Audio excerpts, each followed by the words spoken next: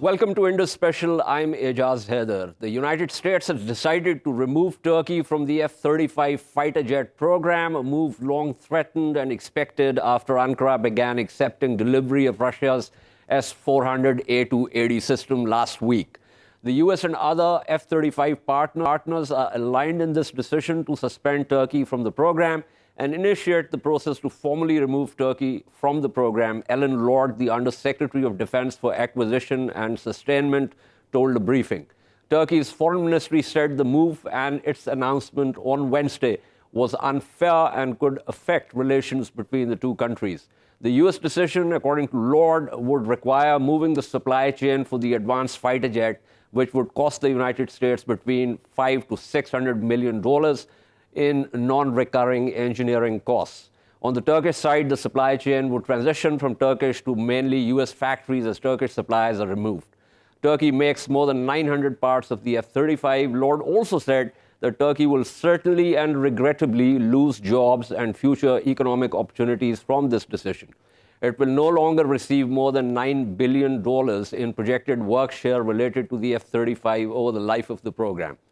We've been watching the developments over the past few months, and most analysts on the US and Turkish sides agreed that it was becoming a thorny issue. However, there was also some optimism that the dispute could be somehow settled. That has not happened given the maximalist positions on both sides. Where do things go from here? To discuss this, we are joined by Mr. Egemen, who is a politician based in Istanbul, Dr. Murat Aslan, who is a security expert based in Istanbul, and Ambassador Mathew Bryza, who also joins us from Istanbul. Let me begin with Mr. Bagis. Mr. Bagis, where do things go from here? Is this just a bump, or could it impact relations overall? Well, Winston Churchill once said, Americans always do the right thing after exploiting all the other options. Now they are in the process of exploiting other options. I think in the long run, common sense will prevail, and Turkey and the United States, partners that have fought together since the Korean War and every international conflict, will find a middle ground to settle their differences and move ahead. As two strong partners, neither Turkey nor the United States can afford to lose each other. No, but when you say sanity will prevail, what exactly does that mean? I mean, Turkey has been removed from the decision has been taken. Are you suggesting that this decision could be reversed? Well, that's one of the options, but I'm more focusing on the statement made by the White House saying that F-35 is not the only project that they are cooperating with Turkey, and there are many other very strategic, very important projects that the two countries, along with other NATO allies, are working on together, and we will find common ground to resolve our differences. We would have preferred if we could establish a committee of both the United States, Russia, NATO members, and Turkey to see if there was some compatibility with the new air defense system that Turkey has purchased from Russia, the S-400s, and the F-35s, without really compromising any security. If a solution could be worked out, at the end of the day, this is a technical issue, and there could be a technical solution. But unfortunately, our allies in Washington did not approach this proposal on a positive. That's a very interesting thought, Mr. Bagis. Two things. One, that your suggestion that there could possibly be a committee which not only has the Americans and the Turks, but also the Russians, which to me seems like a non-starter. Secondly, yes, it is a technical issue in many ways. But there's also a lot of politics involved in this. It's not exactly just, I mean, the technical side also, in other words, what I'm trying to say here is hides, the political dimensions of the issue. Well, nobody, neither Russia, nor Turkey, nor the United States, or any other country, would want to see a new international crisis that would lead into a new disaster or new world war. We have common challenges ahead of us, like fighting against terrorism. So the F-35s and S-400s and all other military projects are and should be geared towards fighting our common challenges. not to fight against each other. I don't think U.S. wants to have a battle against Russia, or Russia wants to have a war against U.S. So Turkey could serve as a bridge on that purpose to see how we can use all that new technology, all that innovation to fight against our real challenges, our real problems, such as the fight against terrorism. But many people, Mr. Bagis, many analysts would say that this issue of terrorism, in the way that, the groundswell that we saw post 9/11, is increasingly becoming a thing of the past, and we are moving in the direction of new interstate rivalries. So to suggest that Russia, Turkey, and the US could somehow jointly consider terrorism as the common enemy and therefore somehow create compatibilities between the F-35 in the air and the S-400 A280 system on the ground seems to me a bit optimistic. I mean, I just get a sense that it's more optimistic than what the situation on the ground suggests. I am optimistic by nature, but I'm also a pragmatist, and I'm also a realist. Okay. We needed the air defense system against threats coming from very difficult neighbors in her region, mainly countries like Syria, Iraq, Iran, Yemen, that have all these potential problematic areas. And we are a staunch member of NATO. I think we have proven our alliance to our partners, to our allies in NATO. But at the same time, Russia is a very important partner for us. We receive approximately 5 million tourists from Russia every year. We have more than $40 billion of bilateral trade with Russia. Turkey, being the most eastern part of the West and the most western part of the East, can serve as a bridge in terms of defense capabilities of East and West, of U.S. and Russia, of NATO and the other geographies around the world. So we have to establish a global security platform, and Turkey can play a role in that matter. Okay. Thank you so much. That was Mr. Bagis talking to us. Ambassador Bryza, which side of the complexity do you want to fall on? Optimism, pragmatism, realism? How do you look at the situation? Let's stick with long-term optimism, but short-term realism and pragmatism. In the long term, I agree with former Minister Bagis, what he just said, that essentially that the U.S. and Turkey really don't have any options but to come back together as NATO allies, or the number one and number two largest militaries in NATO. And Turkey doesn't want to leave NATO. The U.S. doesn't want Turkey to leave NATO. And it was with clear regret that President Trump went ahead with this decision to expel Turkey from the F-35 program. But let's get to the realism. President Erdogan was convinced President Trump was going to fix this problem for him. And that is simply not possible given the politics of Washington. It is utterly unrealistic that the United States would ever want or agree to Turkey playing this role of a bridge on military technologies to Russia. The mood in Washington, where I was last week, is that Russia has decided and has designated the United States as Russia's primary enemy in its national security doctrine. And now, with some lag time, the U.S. is coming up with the same view. So NATO exists today to deter Russia from further aggression in its own neighborhood, as it has done in Georgia and Ukraine in recent years, in 2008, 2014. And so the whole reason why there is this response by the United States to Turkey buying S-400s is that it's an unfathomable step, an unprecedented step, I should say, in the NATO alliance, where any NATO member has bought any weapon system, not to mention such an advanced one, from the alliance's primary foe.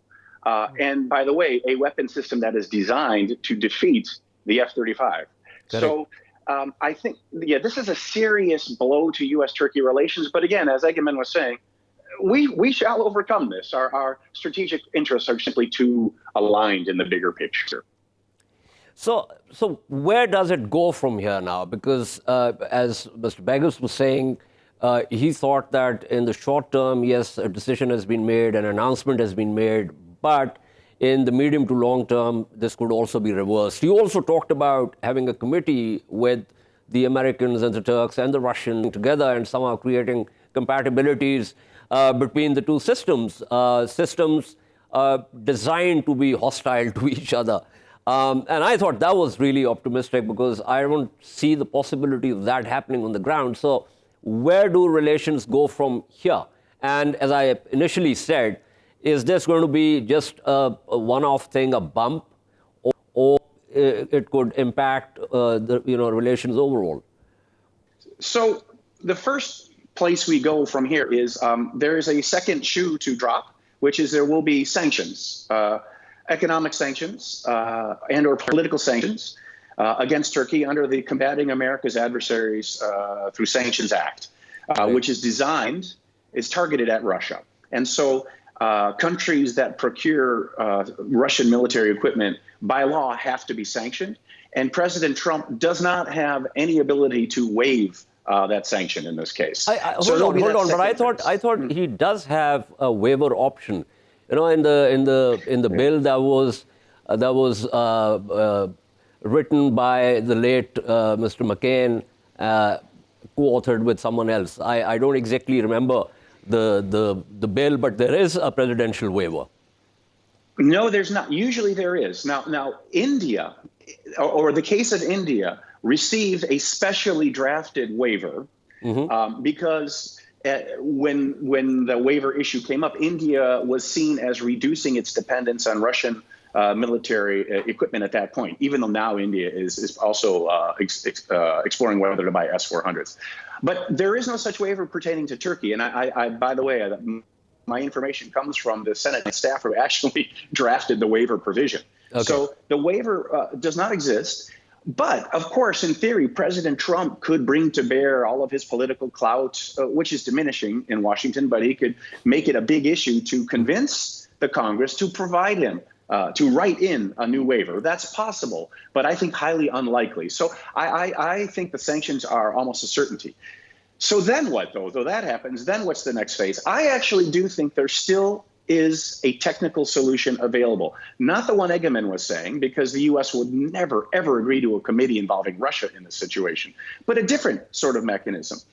One that would guarantee that anytime the F-35 is flying in Turkey, the S-400 radar, which is the big problem, it's so powerful, that radar is turned off, which would prevent then the F-35 from ever becoming compromised and its stealth capabilities from being compromised by the S-400 radars. That would have to be something that's mutually verifiable, or whereby you'd have U.S. military officers who are somehow convinced through a secure data link that, in fact, the radars are shut off when the F-35 is flying. So that's possible. But going back to your comment to Egemen, that's not politically desirable now in Washington, because Washington right now is so upset that Turkey decided to take delivery of this system. Finally, there's some time.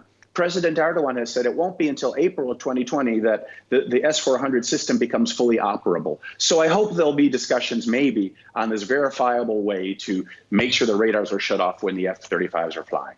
One final question. I agree. Technically speaking, perhaps it could be done when the F-35s are flying, that the radar is switched off.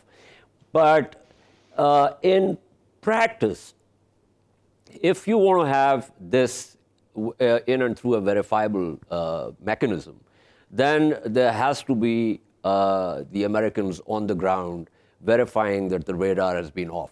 And I don't think that is something which the Russians will agree with, because they will also have their trainers and people on the ground. And I don't think that's something that, the geopolitics of the situation, as you very aptly explained to us, between Russia and the United States at this point, this technical solution seems to me to be a non-starter. And just as an analogy, the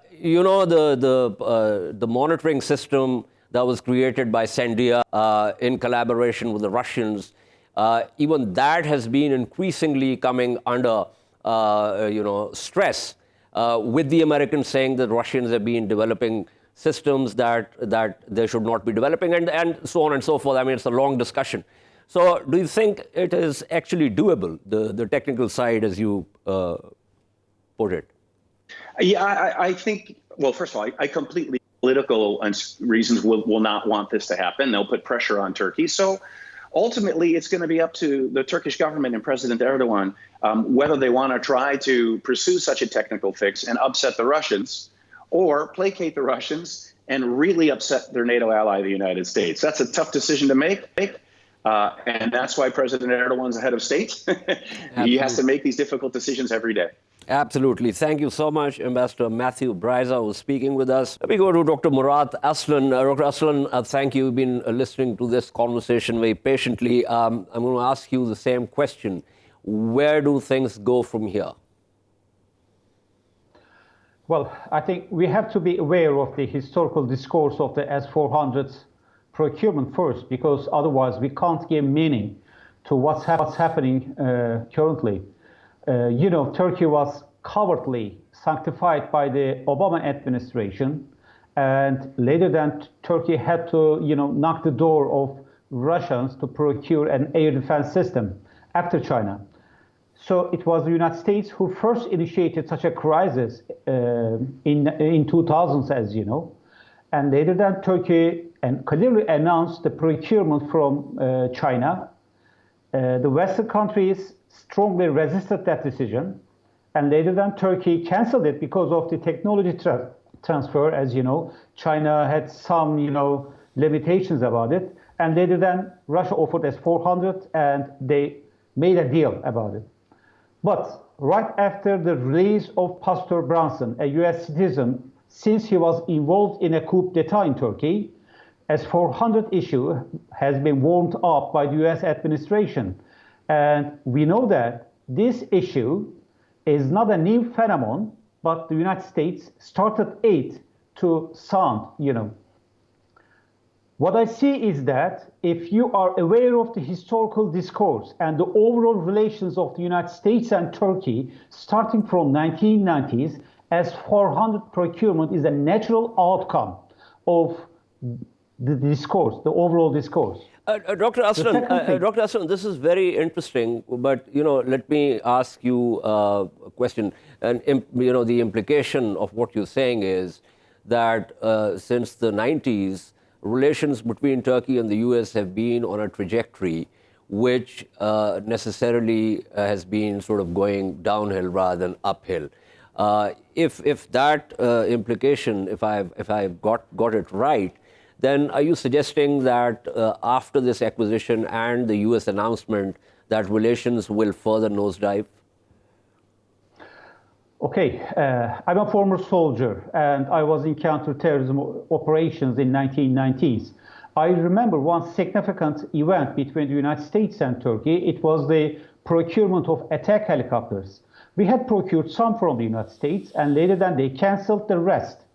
Then we had to, manufacture our own assault helicopters, and once we had to procure helicopters from Russia, Mi-17s, I remember. Which means there was always a problem between the United States and Turkey in terms of military, exchange, especially weapon systems, advanced weapon systems. That's a reality.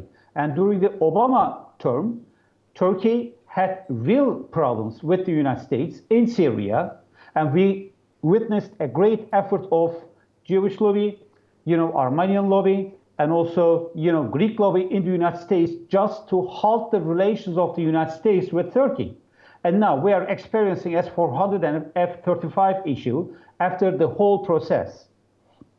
But what I believe is that the interests of both countries are common in the Middle East, although they are not aware of it, especially the US politicians and also decision makers, because we know that Turkey is the prevailing actor in the Middle East in terms of soft power and military power, and the United States cannot act in the Middle East or in Caucasus or in Balkans without Turkey. So this issue, S-400 issue, I believe, is a temporary one, as the other guests indicated, but will have an impact in the relations of the United States and Turkey in the midterm. Okay, one final question quickly before I wrap up. So an announcement has been made that Turkey will be separated from the F-35 fighter jet program. This will be followed by sanctions kicking in, because they kick in automatically. This will also take jobs away. I mean, 900 parts that Turkey is making, so that's quite a lot within the supply chain. Then the sanctions kick in, and that will also have an impact on Turkey. And then the politics of it will kick into play because obviously President Erdogan and the Turkish government will have to respond in some way to that. So it seems to me that this is not just a bump. It could worsen relations even further. And within Syria, there are already major problems between the US and Turkey. So it seems to me like things are not really looking up. Well, there are also some impediments to implement the decisions or acts. For instance, the act that is requiring President Trump to apply sanctions to Turkey because of the S-400 procurement is problematic. It's talking about persons, and also we know that Turkish decision-making system leans on 3 individuals, and if Trump decides on sanctifying decision makers, then it's a problem between Trump and Erdogan himself. The second issue, if the United States want to act, then Turkey will respond, actually. And the initial response will be to start another project in terms of aircraft technology that is already being, developed in Turkey with Russia or any other partner, which means, okay, they can act, but there will be responses. And I do not believe that the United States do not want to escalate such kind of mutual, interactions, negative impacts in the midterm. Otherwise, they will lose the overall game. Okay. Thank you so much. That was Dr. Murat Aslan talking to us. We'll take a short break and at the other end of the discuss the increasing use of drones by states and even militias. Stay with us.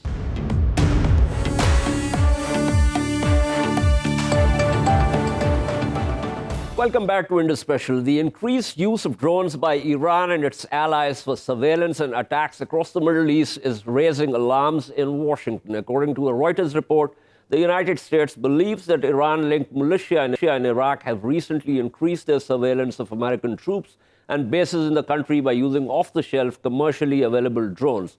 The disclosure comes at a time of heightened tensions with Iran and underscores the many ways in which Tehran and the forces it backs are increasingly relying on unmanned aerial vehicles in places like Yemen, Syria, the Strait of Hormuz, and Iraq. Beyond surveillance, Iranian drones can drop munitions and even carry out a kamikaze flight where they load it up with explosives and fly it into something, according to unnamed US officials talking to Reuters. But the problem does not just relate to Iran's use of drones. The technology is proliferating, and experts have been warning against the trend. A February 2018 paper in the Journal of Strategic Studies by Emi Zeget argued that technological advances will soon enable drones to function in hostile environments. Moreover, drones offer 3 unique coercion advantages that theorists did not foresee: sustainability in long-duration conflicts, certainty of precision punishment, which can change the psychology of adversaries, and changes in the relative costs of war, unquote. On 24th October 2018, the United Nations Institute for Disarmament Research hosted a side event of the United Nations First Committee entitled The Expanding Use of Armed UAVs and the Need for International Standards. This was co-hosted by the permanent missions of Germany and the Netherlands with PAX and the Stimson Center. The meeting determined that increase in domestic production of UAVs, more permissive export policies, and the arming of unarmed systems are all likely to contribute to the proliferation of armed UAVs. These trends may have concerning implications for ensuring adherence to the rule of law and for maintaining international stability. As the face of war changes with robots, lethal autonomous weapons, and the zones of war and peace become indistinguishable, we are entering an era of Internet of Military Things, a period for which we are not prepared legally, morally, and normatively. To discuss this, we are joined by Mr. Lyal S. Sunga, who's an international law expert, joins us from Rome. Ms. Sunga, let me begin with you. As I said, we're not really prepared legally, morally, and normatively for this changing face of war, especially with robots and lethal autonomous weapons and others. The concerns are being voiced, but what measures are being, if at all, being taken? Well, first of all, I'd like to challenge the premise of your question just a little bit. I mean, it makes a lot of sense what you said, and I agree with it that new technology is certainly pushing the envelope of civilized conflict and war, which sounds like an irony. But there are the laws of war, and those do apply in terms of conflict. But the difficulty is that I wouldn't say that we are in a legal vacuum. And that is because the Geneva Conventions apply in terms of armed conflict situations. So even if there are UAVs and drones, etc., that are being used, that doesn't mean that the primordial, universally accepted principles of armed conflict and hostilities in wartime don't apply. In fact, they still do. What are these? Just very briefly. One is that to distinguish between civilian and military targets, number one. Number two, you can't be attacking hospitals and schools, etc. Number three is proportionality, and there are others out there that are in the Geneva Conventions. More worrying, and you touched on this, I think, extremely well in your introduction, is what about outside of armed conflict and outside state actors that don't follow the Geneva Conventions? And I think there we certainly are in a very gray area between war and peace and blurred situations, and that's much more difficult. So I think that's correct. My reference was to the fact that as the face of war changes, we're moving from. So right now, there's still a connection between human decision making and the employment of a drone or a robot, but the way things are moving. There's the likelihood, as all experts agree, of having lethal autonomous weapons where there's going to be not necessarily a connection between human decision making and the decisions will be made by that lethal autonomous weapon on the ground. And we're not really legally, morally, or normatively prepared for that. So I was basically referring to that particular aspect of the situation right now. Well, I think that could be a little bit exaggerated at this moment because a lot of the human-guided decisions that we think are human-guided are so much now done at a distance, and there's so much technology involved in terms of targeting, in terms of algorithms, in terms of probability of precision strikes, it's so-called precision strikes.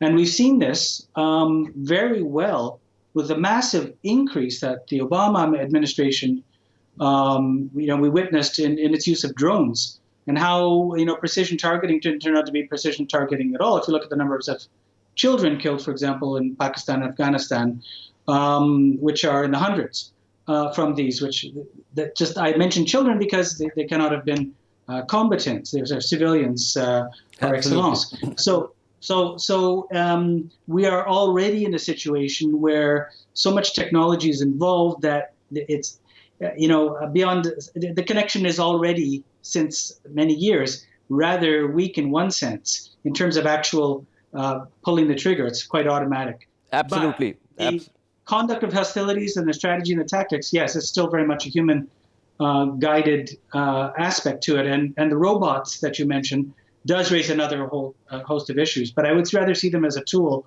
of tactical usage in wartime and beyond. Mr. Sunga, before I wrap up, if we go back in history, when the first nuclear test was done, and Oppenheimer famously said, "I'm become death, the destroyer of the worlds." And then, of course, lots of these Manhattan Project scientists and others, other philosophers, they got together, came up with the Russell-Einstein Manifesto, the famous Pugwash Manifesto, which created that movement. And then, of course, there's been a lot of work on how to prevent nuclear proliferation. But the problem is with technology that once you have an idea, you cannot really disinvent it. So to think that somehow we can put a cap on it, and that's, I think, the irony also and the paradox also. But with artificial intelligence, for instance, we are likely to get to a point, and I don't have a timeline for that, no one has really, but we're likely to get to a point where there will be machines deciding on the basis of a language or on the basis of an intelligence that will be quite independent of the humans.